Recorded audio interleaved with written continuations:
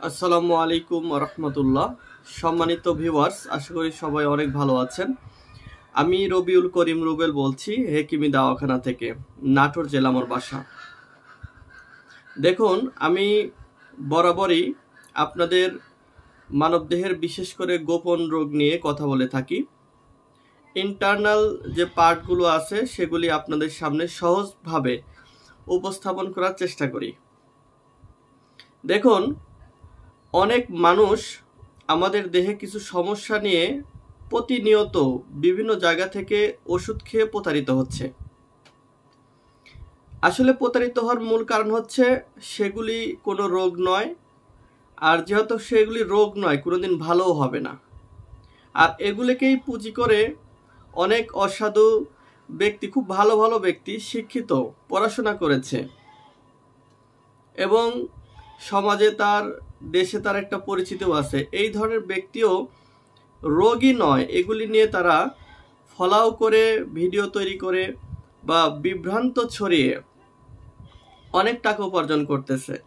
আর এগুলির বিরুদ্ধে তেমন কেউ সোচ্চারও না। দেখুন, আমি প্রথম নাম্বারটা বলি, সেটা হচ্ছে অনেক সময় পুরুষের যৌন উত্তেজনা আসলে লিঙ্গর মাথা দিয়ে একটা পিছলা গ্লিসারিনের মতো পানি বের হয়, রস বের হয়। এটাকে বলা হয় কামরস। আর এটাকে পুঁজি করে অনেকে ব্যবসা করতেছে।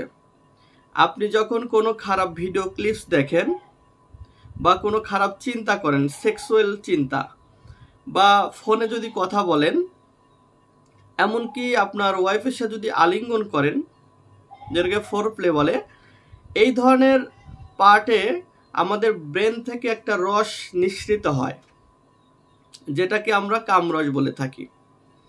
তো যৌন উত্তেজনা বসে তো এই রসটা 100 জন পুরুষের ভেতরে 98 জন পুরুষের আসে, 1 থেকে 2 জন রোগীর আসে না। যার আসে না সে মূলত রোগী, যার আসে না সে মূলত রোগী, যার আসে সে সুস্থ আছে, পরিপূর্ণ সুস্থ আছে।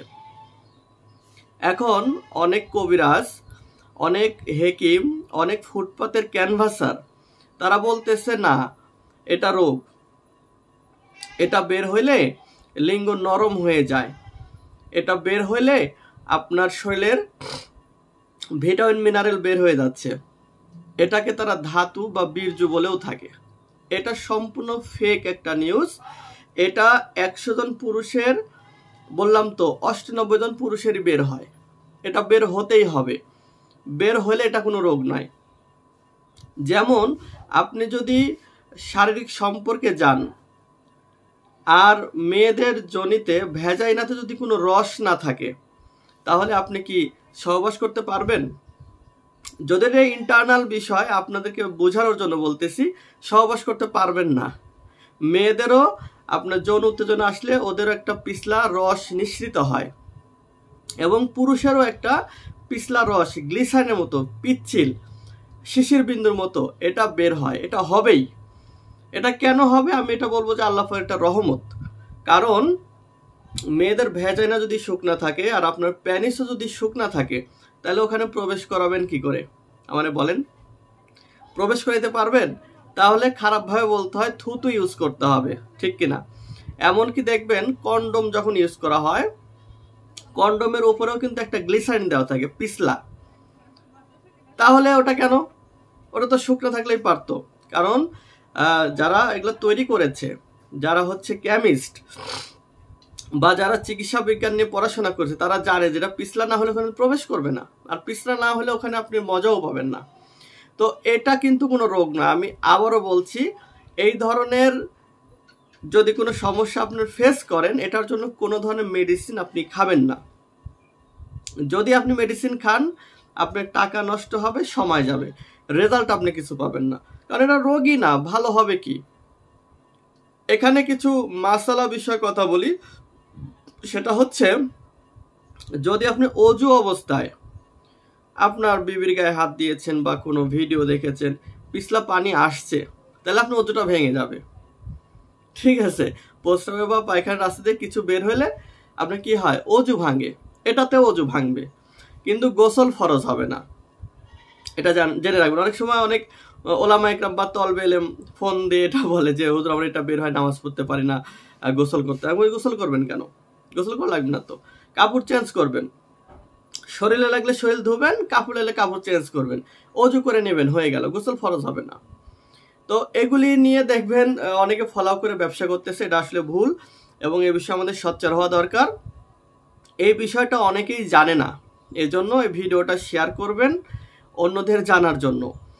আর আপনার যদি ভালো লাগে একটা লাইক করবেন আর হেকিমি দাওয়াখানার সঙ্গেই থাকবেন। তবে একটা ছোট্ট ইনফরমেশন দিয়ে রাখি, যদি প্যানিস শক্ত হওয়ার ফলে, প্যানিস শক্ত হয়েছে, কামরস আসছে, সমস্যা নেই। যদি নরম হয়ে যায়, একাই নরম হয়ে যাচ্ছে, তাহলে এটাকে বলা হয় ইরেকটাইল ডিসফাংশন। এটাকে বাংলায় বলা হয় উত্থানজনিত সমস্যা। যদি এই সমস্যা আপনার থাকে তাহলে অবশ্যই আমাদের সাথে যোগাযোগ করবেন, এটার চিকিৎসা আপনার নিতে হবে। কারণ এই সমস্যাটি তৈরি হয় আবার হচ্ছে হরমোনের কারণে। আমাদের বডিতে একটা হরমোন আছে যার নাম হলো টেস্টোস্টেরন। এই টেস্টোস্টেরন হরমোন যখন কমে যায় তখন এই প্রবলেম হয়। আর এটা হলে তো অবশ্যই সহবাসে আপনি পারফরমেন্স করতে পারবেন না, নরম হয়ে যাবে। এরকম সমস্যা থাকলে অবশ্যই আমাদের সাথে ইনবক্সে যোগাযোগ করবেন, অথবা আমার বিভিন্ন ভিডিওতে নাম্বার দেওয়া আছে, নাম্বার যোগাযোগ করলেও চলবে। তো সবাই ভালো থাকবেন, সবার সুস্বাস্থ্য কামনা করছি। আসসালামু আলাইকুম।